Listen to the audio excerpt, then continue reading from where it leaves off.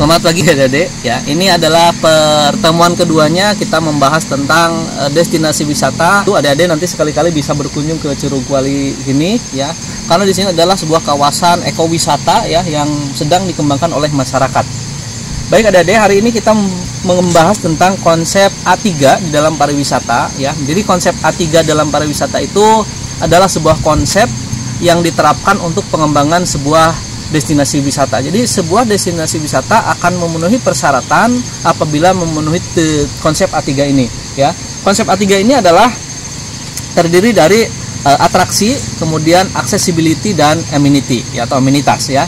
Yang pertama adik-adik, jadi pariwisata itu akan disukai, akan layak dikembangkan untuk objek wisata apabila ada atraksi ya. Jadi atraksi itu adalah sesuatu yang menjadi ciri khas, sesuatu yang bisa dilihat, sesuatu yang bisa dirasakan, atau sesuatu yang bisa dilakukan di objek wisata tersebut.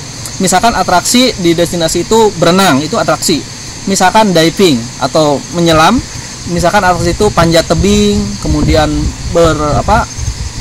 naik motor dan lain sebagainya, itu adalah atraksi. Semakin banyak atraksi yang bisa dilakukan di sebuah destinasi wisata, maka kesempatan destinasi wisata tersebut dikunjungi oleh konsumen itu akan lebih banyak ya. Semakin banyak atraksinya, semakin banyak orang yang senang untuk melihatnya, semakin banyak orang yang suka untuk datang ke sana. Yang kedua, setelah atraksi yang muncul itu adalah tentang aksesibilitas. Aksesibilitas itu apa? Aksesibilitas itu adalah akses ya. Jadi bagaimana jalan untuk menuju destinasi wisata tersebut. Semakin bagus aksesnya, maka semakin besar kesempatan orang untuk datang ya. Contohnya, misalkan kalau jalannya sudah beraspal, maka orang yang pakai mobil bisa datang. Tapi kalau jalannya masih belum diaspal, masih licin dan lain sebagainya, maka akses tersebut akan sulit dilalui oleh orang, sehingga pengunjungnya juga akan berpengaruh ya. Kemudian aksesibilitas juga bagaimana ketersediaan lapangan parkir ya, kemudian akses menuju ke titik-titik wisata dan lain sebagainya, itu harus tersedia, harus dipersiapkan dengan baik ya. Dan yang ketiga adalah amenities. Jadi amenities itu adalah sumber daya pendukung.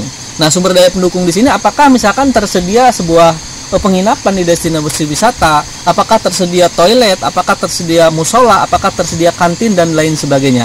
Alhamdulillah adik-adik semuanya, ketika kita berkunjung ke objek wisata Curug Kuali ini, kita bisa melihat ini ada ya. Nah, jadi ini ada tempat untuk beristirahat ya para tamu, kemudian sudah ada warung juga ya, sehingga ini kita ada dampak positif dan negatif terhadap pariwisata ya. Nah, bisa dilihat.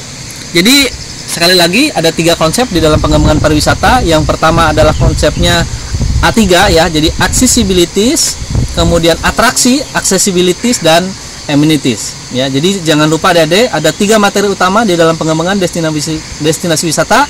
Yang pertama adalah atraksi, yang kedua accessibilities, dan yang ketiga adalah amenities. Itu untuk materi kali ini.